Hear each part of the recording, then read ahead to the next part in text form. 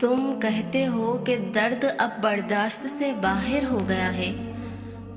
اللہ کہتا ہے کہ وہ کسی جان پر اس کی طاقت سے زیادہ بوجھ نہیں ڈالتا۔ تم کہتے ہو کہ یا اللہ میں ہی کیوں؟ تو اللہ کہتا ہے کیونکہ میں تم سے محبت کرتا ہوں، اور اللہ جن سے محبت کرتا ہے ان کو ہی آزمائش میں ڈالتا ہے۔ اور کچھ لوگوں کو اللہ موسیٰ علیہ السلام کی طرح لاڈلا رکھتا ہے، انہیں تکلیف دیتا ہے، آزماتا ہے اور انتظار کرواتا ہے، لیکن پھر ان کے لیے سمندر سے راستے نکالتا ہے، انہیں فرعون جیسوں سے محفوظ رکھتا ہے۔ کس نے کہا کہ لاڈلوں کو تکلیف نہیں ملتی؟ انہیں تو فرعون جیسوں سے لڑنا پڑتا ہے۔ تکلیفیں تو سب کو ملتی ہیں، مگر اس کے حصے میں زیادہ آتی ہے جو محبوب ہوتا ہے۔ اللہ تعالیٰ قرآن پاک میں فرماتے ہیں کہ میں کسی بھی جان کو اس کی طاقت سے زیادہ نہیں آزماتا ہوں، تو کیسے ممکن ہے کہ تمہاری آزمائش ختم نہیں ہو سکتی؟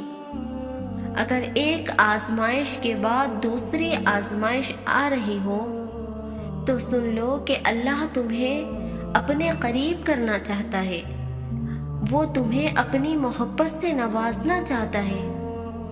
وہ تمہیں جب تک آزمائے گا جب تک تم اس کی محبت سے سرقرو نہیں ہو پاتے، اور کبھی کبھی جو آپ چاہتے ہو وہ نہیں ہوتا۔ زندگی ہمیشہ خوشیوں کے راہ پر تو نہیں چل سکتی۔ اللہ نے ہمیں اس دنیا میں اپنی عبادت کے لیے بھیجا ہے، اور اللہ کی عبادت میں اس کی آزمائش اور صبر بھی شامل ہے۔ ہم تو ایک معمولی انسان ہیں، اللہ نے تو اپنے نبیوں اور پیغمبروں کو بھی آزمائش میں ڈالا ہے۔ پھر ان آزمائش کے بعد جو زندگی اللہ انعام کے طور پر آپ کو عطا کرے گا، اس کی وجہ سے آپ اپنی مشکلوں کو ہی بھول جائیں گے۔ تو بس اللہ پر بھروسہ رکھیں، اس پر توکل رکھیں، اور جب صبر کرنے والے درد سے اللہ کو پکارتے ہیں تو وہ ان کے دلوں کو ٹھنڈا کر دیتا ہے اور انہیں ہر گھٹن سے آزاد کر دیتا ہے۔ تمہارا کام بس دعا کرنا ہے، اسباب وہ خود بناتا ہے۔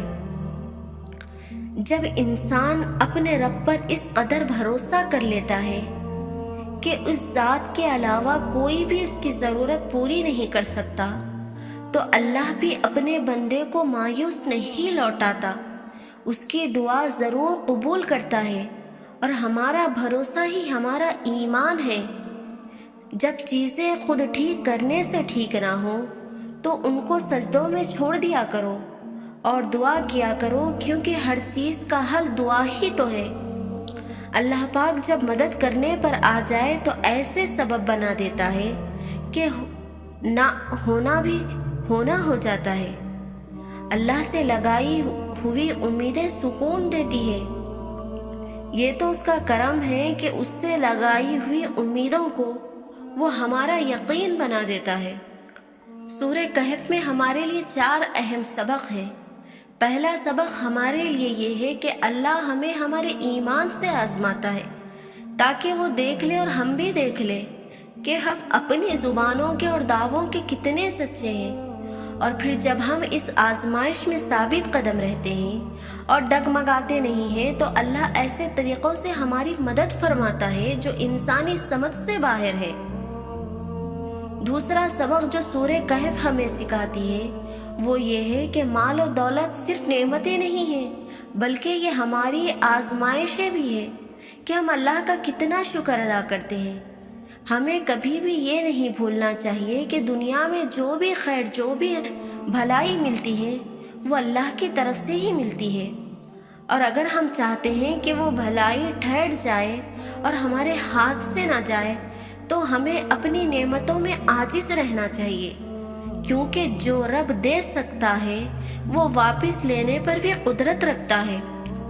اللہ پر اس طرح توکل کرو جیسے نوح علیہ السلام نے دوران سیلاب کیا، جیسے ابراہیم علیہ السلام نے دہکتی ہوئی آگ میں کیا، جیسے موسیٰ علیہ السلام نے سمندر پر چلتے ہوئے کیا، جیسے یوسف علیہ السلام نے اندھیرے کنویں میں کیا، جیسے یونس علیہ السلام نے مچھلی کے پیٹ میں کیا، جیسے ایوب علیہ السلام نے بیماری میں کیا، جیسے ہاجرہ علیہ السلام نے تپتے ہوئے صحرا میں کیا، جیسے زکریا علیہ السلام نے اپنی بیوی کے بانجھ ہونے کے باوجود اولاد کی دعا کرتے ہوئے کیا۔